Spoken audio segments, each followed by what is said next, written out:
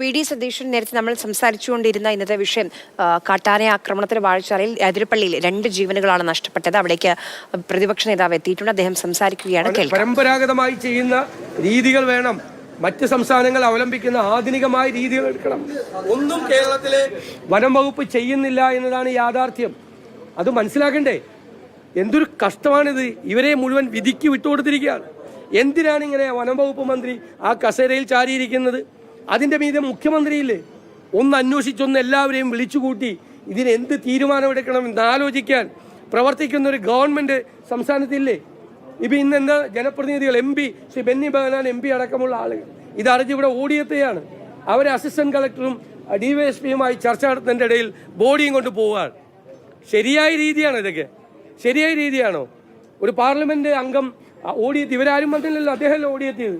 അദ്ദേഹവും ജനപ്രതിനിധികളും ഇവിടെ ഓടിയെത്തി അവർ ഉദ്യോഗസ്ഥരുമായിട്ട് സംസാരിക്കുന്നതിൻ്റെ ഇടയിൽ അവരെ കബളിപ്പിച്ചുകൊണ്ട് കൊണ്ടുപോവുക. ഇതൊക്കെ കുറേ നാടകങ്ങളാണ് എല്ലാ സ്ഥലത്തും നടത്തുന്നത്. ജനങ്ങളുടെ പ്രതിഷേധമാണിത്. ഇത് കഴിഞ്ഞത് അവസാനിക്കില്ലല്ലോ.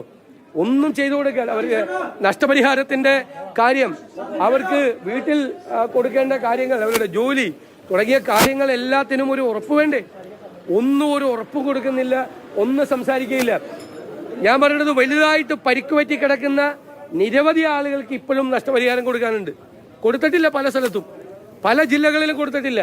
ഞങ്ങൾ ഈ യാത്ര നടത്തുമ്പോൾ ആന ചവിട്ടി 14 ഓപ്പറേഷൻ നടത്തിയ ആൾക്ക് പോലും ഒരു പൈസ കൊടുത്തിട്ടില്ല. പലരും ജീവശവങ്ങളായിട്ട് നിൽക്കുകയാണ് ഇപ്പോഴും. അവരെ ആരെയും സംരക്ഷിക്കുകയോ ചേർത്ത് നിർത്തുകയോ ഒന്നും ചെയ്യാത്ത ഒരു സർക്കാരാണ്.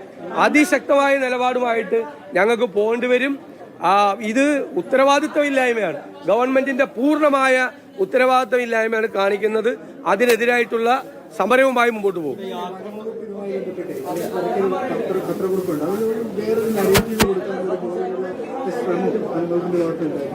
അത് ഞാൻ ശ്രദ്ധിച്ചു. അത് ഇവിടെ ഇവര് തന്നെ ജനപ്രതിനിധികളായിട്ടുള്ള ആളുകൾ തന്നെ വിളിച്ചു പറഞ്ഞു. ആന ആക്രമിച്ച് കൊന്നിട്ട് ഓരോ വെർഷൻസ് കൊടുക്കുകയാണ്.